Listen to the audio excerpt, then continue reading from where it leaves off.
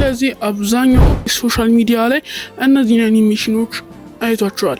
ስለዚህ እነዚህ እንዴት እንደሚሰሩ አሳያችኋለሁ እና ደግሞ ያቺን ምልክት ነኳትና በ3 ሰከንድ ውስጥ እንግባ። እሺ አሁን 3 ሰከንድ ሞልቶናል። ከነካችሁ እንግባና ፕሎታጎን አፕሊኬሽን ነው የምጠቀመው። ከፕሌይ ስቶር አውርዱትና ፕሎታጎን ብላችሁ ወይ ፕሎታጎን ስቱዲዮ ብላችሁ አውርዱት። ከዛ በኋላ ትመጣላችኋል። አፕሊኬሽኑን ከከፈታችሁት በኋላ ክሬት ኒው የምትላለች እሷን ከነካችሁ በኋላ ካራክተሮች እኔ ባዶ እንትን ያመጣላችኋል። ከዛ በኋላ ካራክተር ትመርጡላላችሁ። ካራክተር የምትመርጡላታላችሁ። አሁን ራሳችሁ ዝም ብሎ ባዶ ካራክተር ይሰጣችኋል። እናንተ በኤአይ ፍሪ አንዳንድ አሉት። ከሌሎቹ ደግሞ ላይሰጣችሁ ይችላሉ። አንዳንዶቹ ብሎክ ሊሆኑ ይችላሉ። እናንተ ራሳችሁ ትፈጥራላችሁ ማለት ነው የራሳችሁ።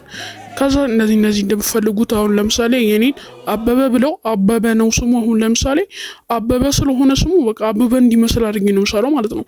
አበበ እንዲመስል አድርጌ አሁን ለምሳሌ ጸጉሩን ምናምን አስተካክለን እንደፈለኩ አበበ ምን ሊመስል ይችላል?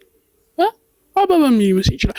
እሺ አበበ ምንም ሊመስል አይችልም። ብቻ ሰው ነው። አበበ ሰው ነው።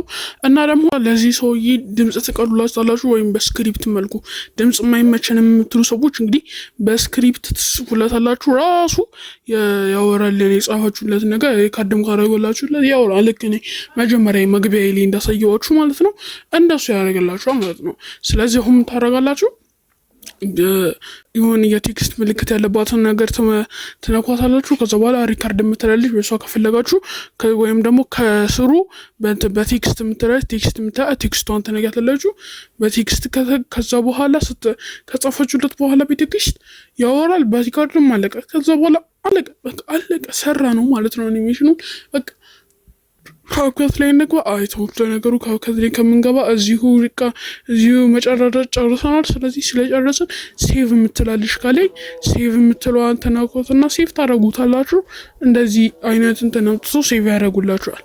እና የሆነ ዲቴል የሚለው ነገር ካሜራ እንትኑን እንቅስቃሴውን ራሱ መምረጥ ትችላላችሁ። ስለዚህ መምረጥ ስለምትችሉ ምንም ብዙ የማያሳስብም። ከዛ በኋላ መርጣችሁ ምርጥ ሙቪ ሰራላችኋል ማለት ነው። እና ደግሞ በቃ የተለያዩ ዲቴሎችን ላይ መስራት ሞክሩ እና የተለያዩ ነገሮችን በዲቴል መስራት ሞክሩ።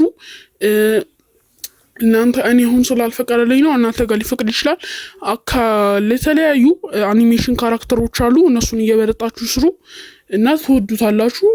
እሺ ከዛ በኋላ እኔ በብዙ ጊዜ በካፕከት ኤዲት ስለማድረግ በቃ ዝም ብለው ለነገሩ ኤዲት አታርጉ። ዝም ብላችሁ ታረጋላችሁ። በቃ አለቀ።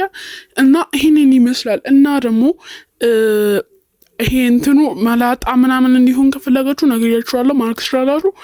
እና ደግሞ እንግዲህ ስለ ፎንክ እንዴት እንደሚሰራ ማወቅ ከፈለጋችሁ ይቺን ቪዲዮ እዩትና ታዋቂ ትሆኑበት። እና ደግሞ የሰውን ፎንክ ማዳመጥ አይጠበቅባችሁም። ይቺን ፎንክ ራሳችሁ ሰርታችሁ በካፕከት ተለወጡበታላችሁ።